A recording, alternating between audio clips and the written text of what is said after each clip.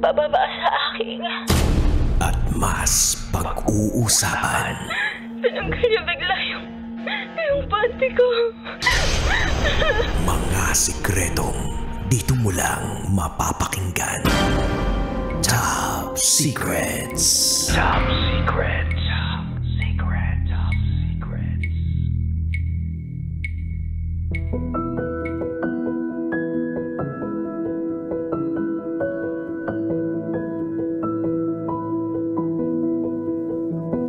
Hi Kabisyo, it's me DJ Rocketera and welcome to the program Rated SPG.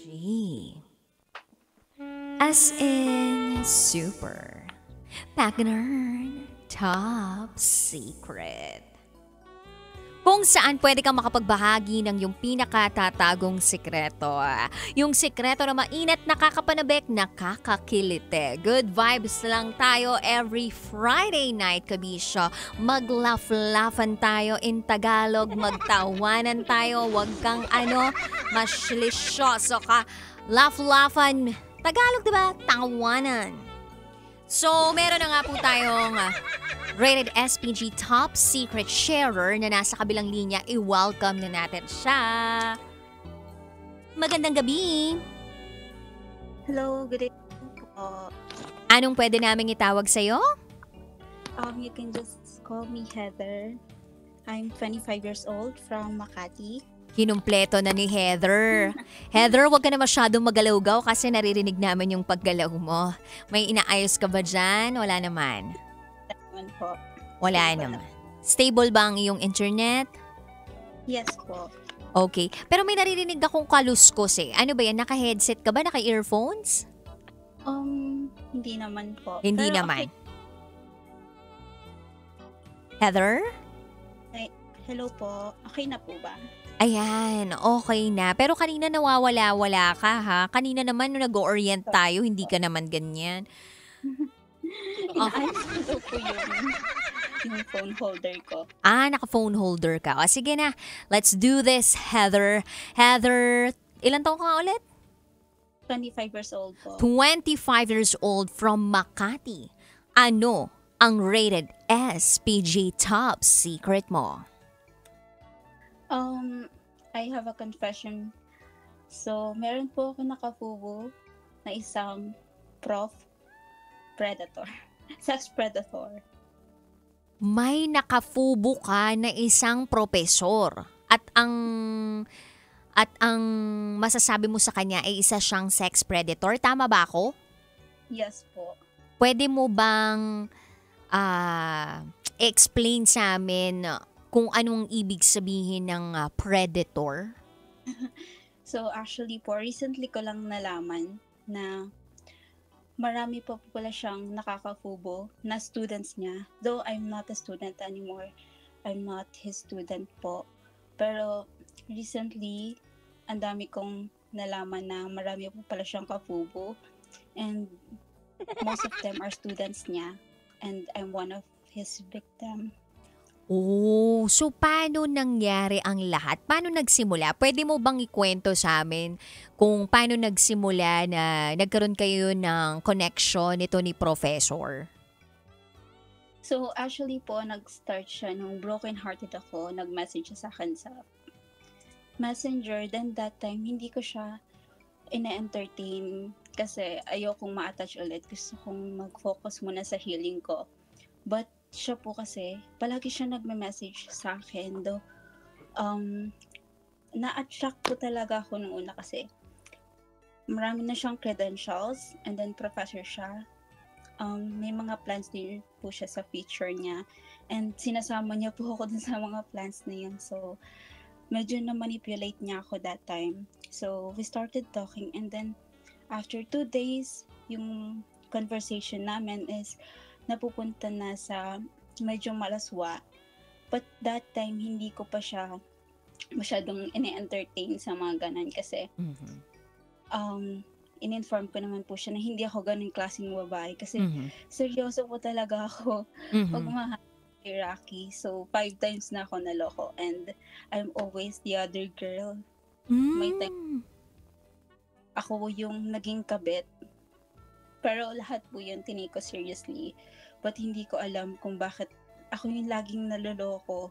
Ako yung laging nagiging side chick. And na-stop lang po yun.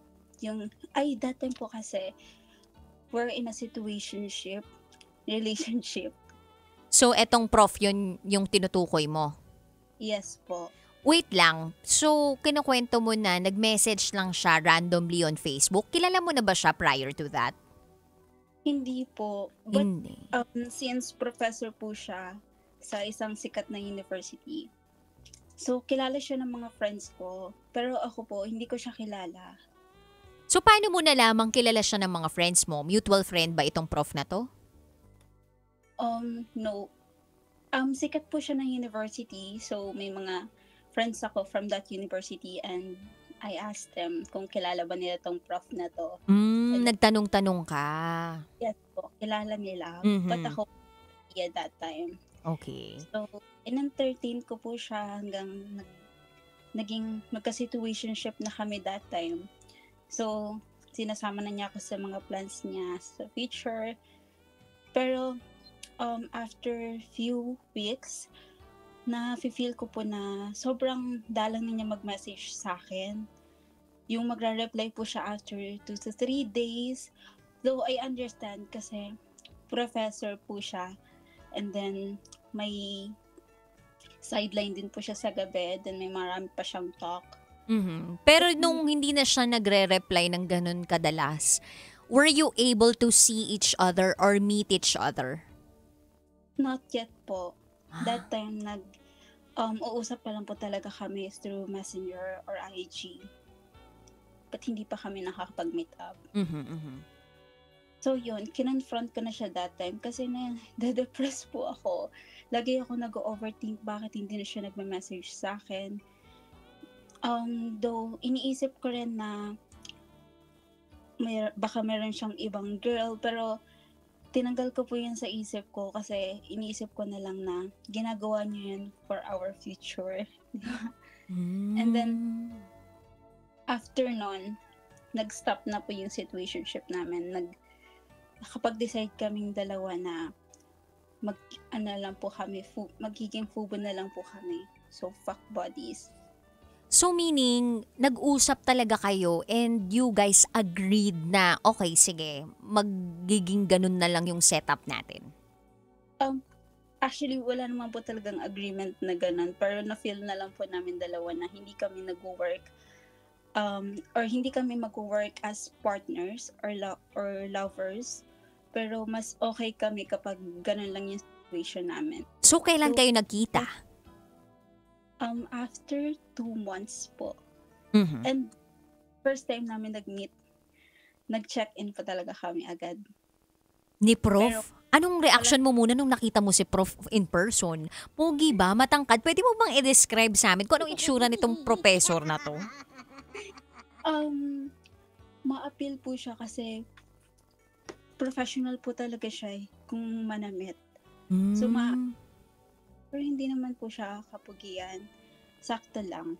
May kamukha ba siyang artista? Wala eh. Wala. Pero mabango. Yes, mabango po siya. Mabango. Matipuno. Yes. High maintenance guy kasi po siya. Kumbaga, nag-i-skincare, ganon? Yes po. Nag-shave? Yes po. Okay, so sige, kwento mo sa amin kung anong nangyari nung dun sa check-in ninyo. So, dun pa lang po nag-usap kami kasi may feelings pa rin po ako sa kanya that time eh. Pero sa kanya, parang wala na lang. Parang tinitake na lang niya yan as magfubo na lang kami. So, yung first meet-up namin, sabi ko, gusto kong mag-date muna tayo. But siya ini-insist niya na mag-check-in na daw po muna kami kasi once na may nagkaroon ng something sa amin or may nangyari sa amin, sabi niya, parang doon na magsa-start na makikilala namin yung isa't isa. So, wow, ano yun? Initiation rites? Ganon? So, ayun po. Para magkita kami, pumayag na lang ako sa sa sinabi niya. So, nung nandun na po kami, ayaw niya akong sunduin sa labas kasi yung hotel is nasa tapat lang or malapit lang din sa school kung saan siya nag-work. Ang lakas! Ang lakas! So talagang pinili ninyo yung area na yun. Sino namili nung area na yun? Actually, siya po. Pero, ako din, pinili ko yun. Nagkaroon kami ng agreement kasi para halfway sa location namin dalawa. Mhm. Pero gusto niya sa mas malayo. Parang hindi ko naman naisip na siguro may iniiwasan siya sa school. Mm-mm. Ayaw niya po ako sunduin sa labas ng hotel. Mm-mm. Yung color red ba to na hotel? Yes.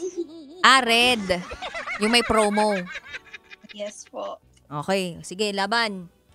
Tapos, nandun na po kami sa loob. Hindi niya ako hinahawakan or hindi man lang kami nag-holding hands. So, nasaktan po talaga ako nun kasi may feelings pa ako sa kanya that time. And then, ayun, 3 hours lang po kami nag-check-in. Pero, parang saglit lang po din kami natapos. Kasi, pagod daw po siya, may class pa siya afternoon. And then, Sandali lang, ilang taon na ba siya? is 27 years old. 27 years old itong si prof na kinukwento mo. Tama? Yes. Alam mo, sorry hindi naman sa nanghuhusga ako Iniisip ko itong prof na kinukwento mo sa akin ay nasa late 30s na o parang nasa 40s na o 50s na. Anyway, sige, continue. So, sabi mo, pagod si prof, tapos mabilis lang kayo natapos and all. As in, sobrang hindi nyo nagamit yung 3 oras na yon? Hindi po. Inayaan ko siya mag-rest muna or matulog kami. Kasi may klase pa daw po siya that time. So, para nagpahinga lang talaga siya? Yes po. Kaya, na-hurt na po kasi hindi man lang po kami nakapag-talk. Kasi first time namin mag-meet, then yun agad, sex agad. Pero hindi man lang kami nakapag-usap about life.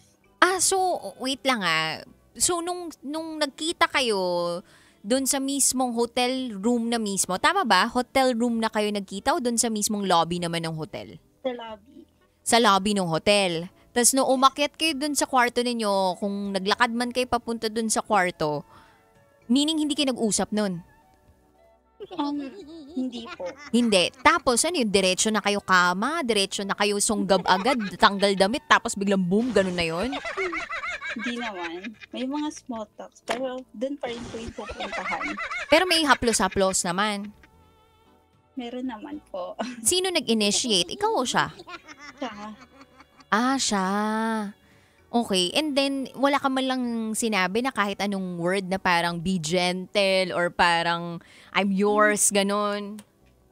Wala po. Pero pinag-usapan naman po namin yun before kami mag-meet up. So parang alam nyo na kung ano yung gusto ng isa't isa. Yes po. Tapos after nung may nangyari sa inyo, tapos na yun, tulog lang siya. Yes po, hinayaan ko na lang siya matulog. Then after nun, ina-expect ko na ihahatid man lang niya ako kahit sa terminal. Pero hindi po, pinayaan niya akong lumabas ng hotel na mag-isa. So for me, nakakahiya yan para sa isang girl kasi parang pag ang impression ng ibang tao sa inyo is ginagamit ka lang for sex, dinala ka lang talaga doon for sex. Wait lang Heather. Sinong naunang umalis? Siya o ikaw? Ako po. Pero nag-book po siya ng motorcycle papunta sa school kasi ayaw niya nga po lumabas ng hotel kasi baka makita siya ng mga students niya. Okay, so may nakaabang sa'yo o para sa kanya? Wala naman po. Pero natatakot lang po siya na magkaroon siya ng issue sa school. Kaya pinauna kanyang lumabas? Yes po, hindi po kami nagsabay. Pwede ba yun? Di ba normally bawal yung ganun? Kasi iniiwasan nga nila yung baka mamaya may nangyari na dun sa naiwan sa loob ng kwarto, yung ganun. Paano yung nangyari na nauna ka kaysa sa kanya? Hindi ka man lang tinanong dun sa lobby kung yung kasama niyo po, walang ganun? Hey, actually po, sa lobby na kami after namin mag-check out, sa lobby na kami naghiwalay. Hindi sa mismong kwarto. Yes po. So, naka-check out na talaga kayo. Pero yung paglabas mismo ng hotel, isa-isa. Yes po. Okay. Tas nauna ka, tapos sumunod siya. Yes po. Mhm. So pagkatapos, ano nang nangyari nun? So, that time po, parang iniisip ko, parang iniiwasan ba siya or what? Kasi ako, wala naman pong problem. Kasi single naman ako, wala naman akong kinakahiya. Pero, I understand him kasi professor siya. So, pag nakita siya ng students niya, mag-iiba yung impression sa kanya. So, inintindi ko na lang po yun. Pero after po ng day na yun, hindi na po siya gaano nagme-message sa akin. Sobrang dalang na po. Pero, we're good friends. Nakakapagsabi ako sa kanya or nag-share ako ng mga problems ko. Kaya, na-appreciate ko siya that time. Kahit hindi kami, hindi natuloy yung situationship namin or hindi kami naging In a Over. relationship, oo. in a relationship. Pero nasundan pa ba yung ganong klaseng tagpo na merong nangyayari sa inyo? Yeah, actually po, nagpa-plan na kami ng for second attempt. Pero, dito na nga po, may, that time po kasi, parang nami-miss ko siya. Hindi na po kasi siya nagma-message sa akin, like 1 week na. Kahit random talks lang, wala na po. So, Wait lang ha, sandali lang. So you mentioned na, wait lang, yung sinabi mo na nag-a-attempt na kayo, nagpa-plan na kayo for second, currently ba to or dati to? Actually, last month lang. Last month. So meaning may naulit na naman? Hindi po natuloy yung second time na yun. Okay. Sige, continue. Continue the story. So, eto na nga po. Sinearch ko siya sa Facebook, though alam ko na wala na siyang Facebook that time kasi dini-activate niya nung time na magka-fubo kami. So, iniisip ko na po talaga na para siyang may iniiwasan palagi, para siyang may tinatago sa akin. But I confronted him. Sabi ko, bakit wala ka ng Facebook? Parang lagi kang may tinatago sa akin. Sobrang mysterious niya. Pero sabi niya, may family problem lang daw siya, but hindi pa siya open na i-share sa akin yun. So, eventually, malalaman ko na lang daw po. Then, ito na nga po, sinearch ko siya sa Facebook, then, doon ako na-shock kasi nakita ko yung mga confession ng other girls na victim, na students niya. So, sinasabi niya po na sex predator daw siya, and ang victim niya mostly is students niya. So, minessage ko yung mga girls na yon. And then, sabi ko sa kanila, totoo ba itong nalalaman ko? And then, kinonfront ko din si Guy. Pero, dinedeny niya po na hindi daw po totoo yun. So, kinausap ko yung mga girls na yon. And yung mga girls na yon is naka-situationship din niya. And nakaka-fubu. So, that time, iniisip ko, sobrang dinidiri ako sa sarili ko. Kasi because of love, kaya lang ako pumatol sa kanya, kaya ako pumayag sa situation namin na gano'n na fubo kami. Para somehow, connected pa rin kami or kasi inamin naman po niya sa akin na attracted din siya sa akin that time. Kaya gusto niyang makipag-sex sa akin. Well, I don't understand. Kinilig ka naman. Somehow.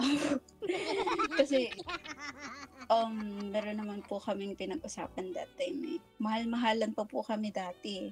Mhm. Pero may trust po ako sa kanya that time kasi he's a good friend. So, kinonfront ko siya, hindi niya po talaga inaamin. Until, ang dami ko ng messages na nare-receive na may ganito nga daw history si Guy, matagal na. Pero natatakot magsabi yung mga students. Kasi, he's a professor po eh. Mhm. Tapos sila magsalita. Kasi, Sa Metro Manila ba to? Na professor? No po. Visayas? Oh, yes. Visayas na prof? Yes po. Okay, sige. Di ko na masyadong tatanungin kung ano pa yung ibang mga detalye ha. Kasabot siya. Yes. Okay, sige. Gets. Anyway, ngayon, ang tanong ko sa'yo, Heather, May nararamdaman ka pa ba para kay Prof? Siguro po, oo. Kasi, na in love din naman po ako sa kanya.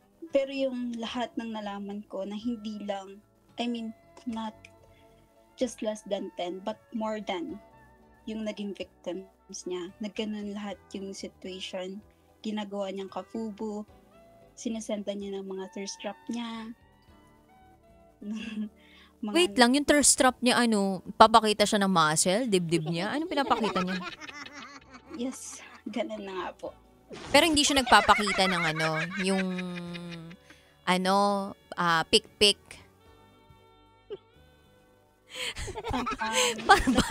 Parang ang weird pakinggan nun, Picnic, yan. Yes, nagsasend po siya ng mga ganun. Nagsasend siya ng picnic? Yes. Oh my gosh! Pero wala mukha niya. Wala po. Para Pero, safe. Yung ibang sinasend din po niya, merong hindi cover yung face. Talaga? Paano yun? Buti hindi niyo sinisave tapos pinagkakalat na Well, ngayon po, nagsa-start na siyang kumalat yung mga pictures na yon or yung mga conversation kasi masyadong malaswa. And considering na yung mga victims niya is mga students niya. So, gumagawa na po sila ng actions ngayon. That's Kasi good to know. That's good to know, na gumagawa na ng actions ngayon para talaga magkaroon ng hustisya itong mga nabiktima niya. Yes po. And are you willing to cooperate dun sa ganung klaseng action? Yes, actually, nakikipag-cooperate po ako with them. Kasi na-hurt ako. They are still students. Pero ako, hindi naman po ako student nung prof na yon. So, nasasaktan pa rin po. Kasi somehow, nagkaroon ako ng feeling sa kanya. Nagkaroon ako ng trust. Siya yung laging kausap ko. Kaya until now, hindi pa rin ako makapaniwala na nagawa niya yun. And then, ngayon, sinisiraan niya yung mga students na yun. Grabe po talaga yung audacity niya. Gumagawa siya ng fake Facebook account niya. Doon siya nagpo-post ng POV niya or yung ibang responses niya regarding dun sa issue niya. Dinepend po talaga niya yung sarili niya. Pero lahat po kami, meron kaming proof na ganun yung ginagawa niya. Yeah. And if you don't mind us asking, no? Baka pwede naman share mo naman yung picnic reveal. Charot! Picnic reveal! Charot lang with Harot. Pero Heather, maraming salamat sa pagbabahagi mo ng top secret. Pero may huli na lang ako katanungan sa'yo. Yes po. Magaling ba? Yun nga po sa performance na nga lang po babawi kasi hindi. Yun lang. Diba? Bakit mo uulit-ulitin kung hindi naman magaling? Kasi umaasa pa po kasi ako that time na baka may second chance pa kami. Baka madaan pa sa mga ritual. Malaki ba? Wala. Hindi. Ang parang tingin niya po talaga sa akin is kafubo lang. I mean, malaki ba yung kanya? No. Longganisa? Siguro mas better pa po yung longganisa. Ha?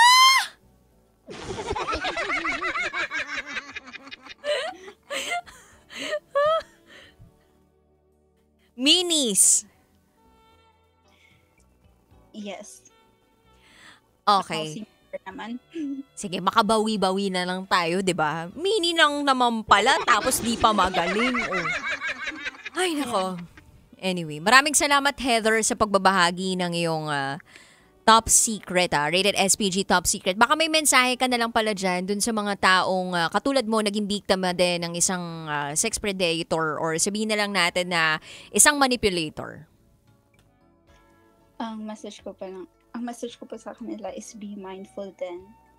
Unlike me na pinapairal yung feelings ko. So, be mindful and makukuha rin po natin yung justice na dapat sa kanila.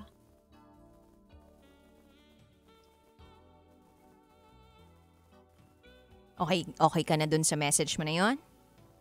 Yes po. Alright. Thank you so much, Heather. 25 from Makati. Ayan, sana ay matagpuan mo na ang iyong one true love. Okay? Yung hindi ka sasaktan, hindi ka babaliwalain, hindi ka lulukohin, hindi ka gagamitin. At higit sa lahat, ikaw ay tunay at tapat na mamahalin at bibigyan ng importansya. Alright? Thank you, TJ Rocky. Thank you, Heather. God bless. Bye.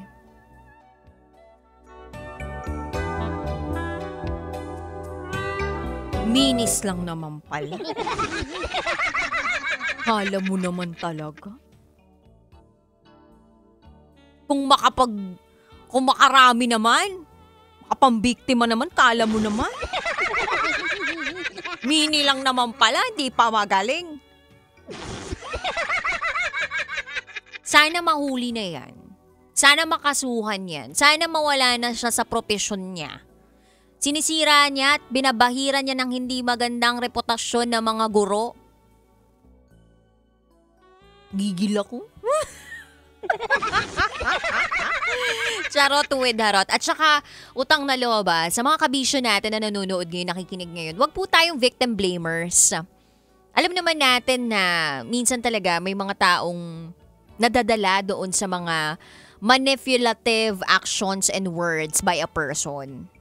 Oo, sabihin na natin gullible o sabihin na natin na hindi masyadong nakapag-isip ng tama yung tao. Pero again, at the end of the day, this person is a victim of this professor. And we shouldn't blame the person or the people who were victimized by this professor. Kumbaga ganito lang yan, simple. Ikaw, nasnatchan ka ng cellphone dyan sa may Taft Avenue. Magre-report ka sa pulisya. Ngayon, sasabihin sa'yo ng pulis, ma'am, kasi ba't mo nilabas yung cellphone mo? Alam mo namang maraming magnanakaw sa mundo. Hello, excuse me? Kahit ilabas ko yung cellphone ko sa kalsada, that doesn't give the other person to snatch my phone. At hindi ako dapat i-blame dito. It is the safety and security of our environment. Bakit? Nasaan ang hustisya? Nasaan ang mga magagandang implementation ng mga batas natin dito? Yung sistema, lokbo. Kaya may mga perpetrators. Kaya merong mga predators. Kaya may mga abusers. Dahil ang lagi natin biniblame ay yung mga biktima, hindi yung mga suspect.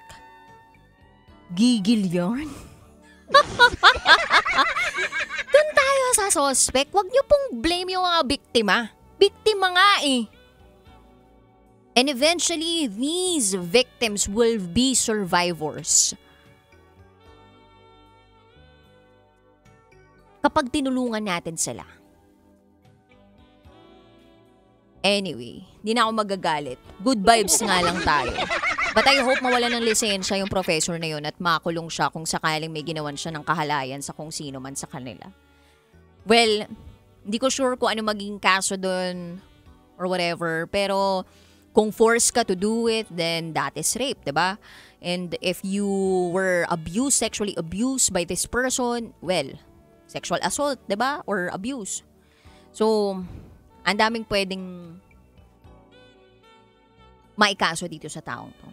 Pero just get the right lawyer, get the right support system, and makukuha natin yung hustisya. Anyway, sa mga kabisyo po natin out there na gusto mag-share ng kanilang top secrets, Monday na ulit, guys. Oo, Monday na. Bukas magre-retro Sabado tayo plus Love Radio Academy. Abangan nyo kung sinong student radio jack ang makakasama ko bukas. Nakapiling po ninyo ang inyong Basta Princess DJ Rocky Tera. Tingin nakatutok sa 90.7 Love. Excuse me. Grabe na talaga itong pagbigay ko. Love Radio. Ay, kailangan pa bang i-memorize yan? Basic. This is Rated SPG Top Secrets.